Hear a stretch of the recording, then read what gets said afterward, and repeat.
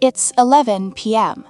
You've got a cup of coffee that's gone cold, and you're just staring at your brokerage app. Nothing crashed. The market's fine. Your account is fine. And yet you can't stop looking at it because one quiet, nagging question won't leave you alone. Is this portfolio actually smart enough? That single doubt is enough to open the door. You start reading about factor investing. Somewhere around midnight, you decide you need a small cap value tilt. Then you fall into a Reddit thread about international diversification, and suddenly you're convinced you're dangerously underexposed to emerging markets. REITs get added. Commodities get added. Somebody in the comments swears by covered calls, so now you're looking into those too.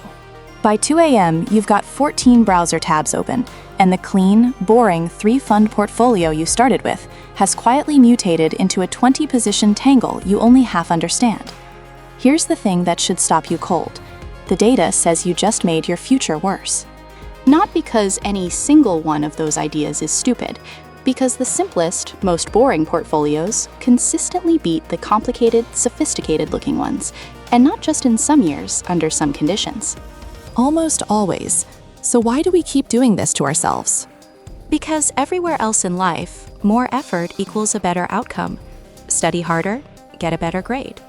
Work harder, get promoted. Train harder, run faster. Do more, get more.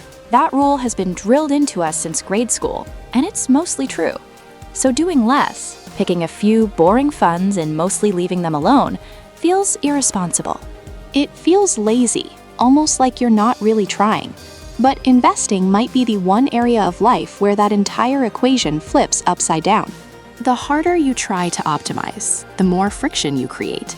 And that friction is exactly what eats the returns you would have kept if you just sat still and let compounding do the one job it's actually good at. And it's not really about the math, at least not at first. It's about how complexity makes you feel.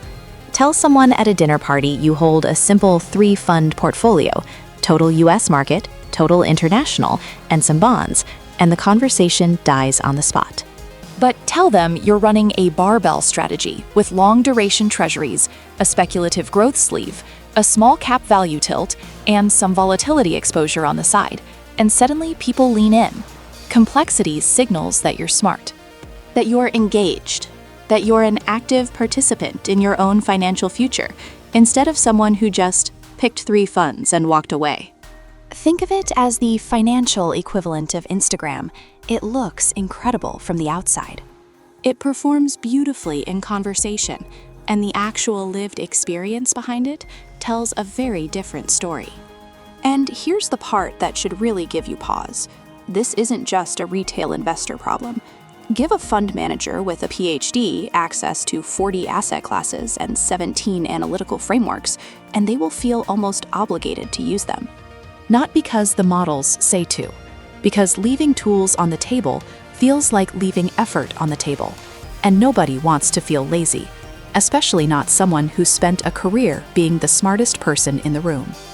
So the credentialed professional builds the 17-factor model for the exact same reason you added the small cap tilt at midnight, because doing something felt safer than doing nothing, even when doing nothing was the better bet. Now let's look at what really happens when you let that instinct run. Simple S&P 500 index funds have historically outperformed roughly 90% of actively managed large-cap funds over 15-year stretches. 90%. That's despite teams of analysts poring over earnings calls, running quantitative screens, and building elaborate factor models day after day. Then there's the bet that made headlines back in 2007. A famous investor wagered $1 million against a hedge fund manager, a plain S&P 500 index fund, versus a hand-picked basket of 5 funds of funds, built and managed by some of the sharpest minds in finance. 10 years later, the index fund had returned about 125%. The elite, diversified, professionally managed basket? 36%. That's not a rounding error. That's leaving well over half your potential gains on the table, chasing sophistication. Sit with that for a second. This wasn't a bet against amateurs. It was 5 separate teams of professional managers, each running dozens of underlying funds, each hunting for an edge with real research budgets behind them, and a single boring index fund still buried them roughly 3.5 to 1. If sophistication doesn't reliably win when the smartest people in the room are the ones deploying it, what exactly are you expecting to get out of your own weekend research spiral? And it's not only about picking the wrong fund. It's about what complexity does to your behavior. Research from the analytics firm Dalbar tracks something called the behavior gap, the difference between what a fund really returns and what the average investor in that fund actually earns. Year after year, that gap runs about 1.5 to 2%, not because the fund underperformed, because the investor kept trying to time it, buying in when things felt good, bailing out when things were scary. The fund did fine. The person attached to it didn't. And here's the uncomfortable twist. The more moving parts you own, the wider that gap tends to get. A single index fund gives you exactly one thing to second guess. 20 positions give you 20 separate chances every single week to convince yourself something needs fixing. More positions doesn't mean more control. It means more surface area for your own anxiety to attack. So complexity charges you twice. First, there's the financial cost. A plain index fund might charge you 3 to 5 basis points, essentially nothing. A complicated, actively managed structure can run you 80 basis points, 1.5%, sometimes more. Run that gap across 30 years of compounding, and you're not talking about a rounding error anymore. You're talking about hundreds of thousands of dollars quietly draining out of your account, one fee at a time. Put real numbers on it.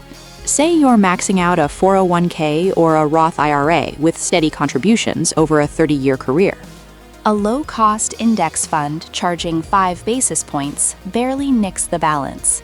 A complicated fund of funds charging 1.5% a year is quietly siphoning off a chunk of every single year's growth, compounding against you the exact same way your contributions are supposed to compound for you.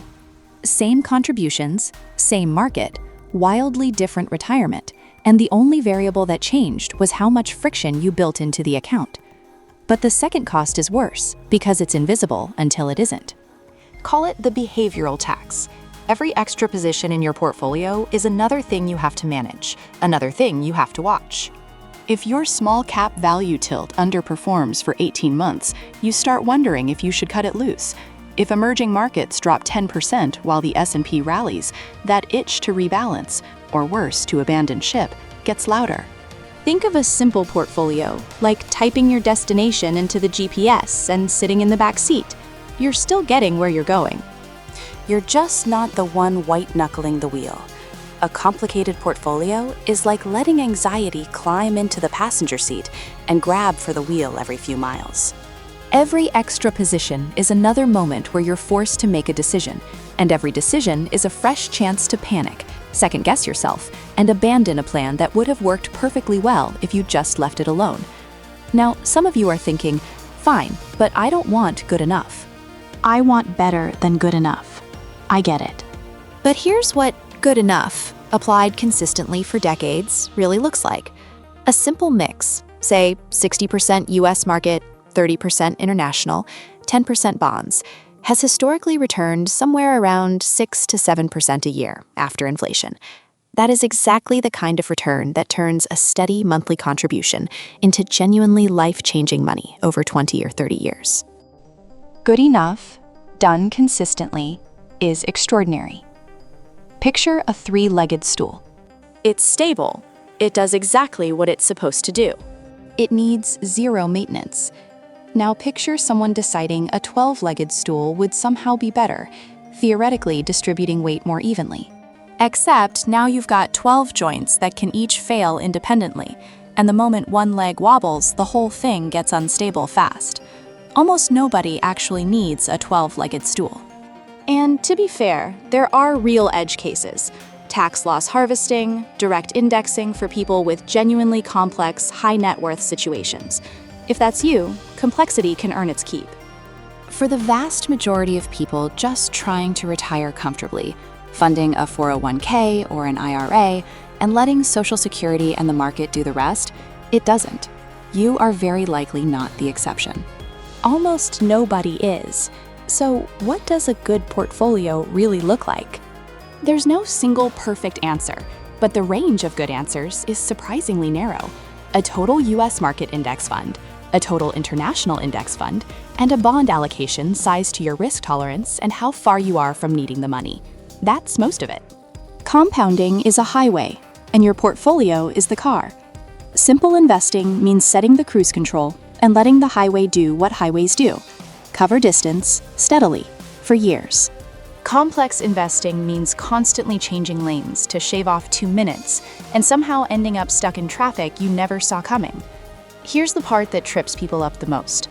Over a 30-year horizon, the difference between 70% US and 30% international versus 65% US and 35% international is just noise. It genuinely does not matter that much. What matters, the only things that move the needle, are low costs, broad diversification, and the discipline to leave the money alone and let it run. Notice what's missing from that list. Not perfect timing. Not the right factor tilt. Not getting emerging markets exposure exactly right. 3 things, and none of them require you to check the app at 11 p.m. Because here's the real threat to your retirement. It was never really market risk. Markets go up, markets go down, and over long enough stretches, they've reliably gone up. The real risk riding shotgun the whole time is you, reaching for the wheel, adding a 14th position at 2 a.m., mistaking activity for progress. The people who quietly end up wealthy are almost never the ones running the flashiest strategy. They're the ones who kept feeding boring index funds every single month for 30 years and refused to get bored of doing it, even when their coworker was talking up some volatility sleeve at lunch. Real investing intelligence doesn't look like a leveraged ETF play you'd brag about at a dinner party. It looks like patience. It looks like restraint. It looks like having the discipline to clear away every expensive, complicated piece of noise standing between you and the returns that were already yours to keep. If this changed how you think about your own portfolio, hit subscribe, drop a like, and tell me in the comments, what's the one sophisticated position you're tempted to add right now? And after everything you just heard, are you still going to do it?